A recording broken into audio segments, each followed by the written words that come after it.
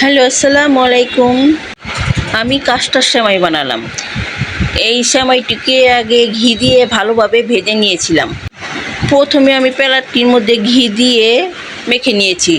তারপরে আমি সেমাইটিকে এই ঘিগুলো ছিল হাতে বানানো। আমার বড় বোনও বানায়, মেজো বোনও বানায়। আমাকে ওরা দুজনেই এই হাতে বানানো ঘি দেয়, আর আমি এই ঘি দিয়ে আজকে সেমাই বানালাম। কারণ ওদিকে আমি পাত্রে দুধ ঘন করে কাস্টার্ড পাউডার দিয়ে চিনি দিয়ে আমি একটা ডেজার্ট বানিয়ে রেখেছিলাম।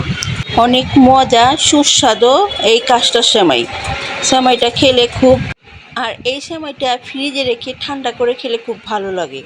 আর আমি কাস্টার্ড পুরটা বানিয়ে রেখেছিলাম, এনে আমি ওই সেমাইয়ের উপরে সুন্দর করে সাজিয়ে দিয়ে দিলাম। আমি 2টা পেলার মধ্যে বানিয়ে রেখেছিলাম। এই দোনোটা পেলার মধ্যে আমি ভালোভাবে ওই ইটগুলো যাতে নিচের সেমাইগুলো যাতে না দেখা যায়, ওই সুন্দর করে আমি ভালোভাবে সমান করে দিয়ে দিব। এটা দিয়েছি, আবার ওটাও দিয়েছি। এখন আবার ওই সেমাইগুলোকে আমি এই কাস্টার্ডের উপরে দিয়ে দিলাম। কাস্টার্ডের উপর যাতে কাস্টার্ডগুলো দেখা না যায়।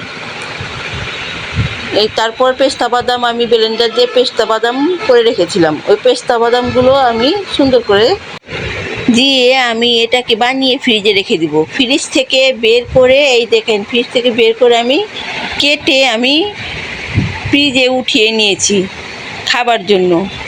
অনেক মজা, আর ঠান্ডা করে খেলে তো প্রাণটা জুড়িয়ে যায়, খুব ভালো লাগে। আপনারা বাসায় বানিয়ে খাবেন, দেখতেও খুব সুন্দর হয়েছে। আল্লাহ হাফেজ।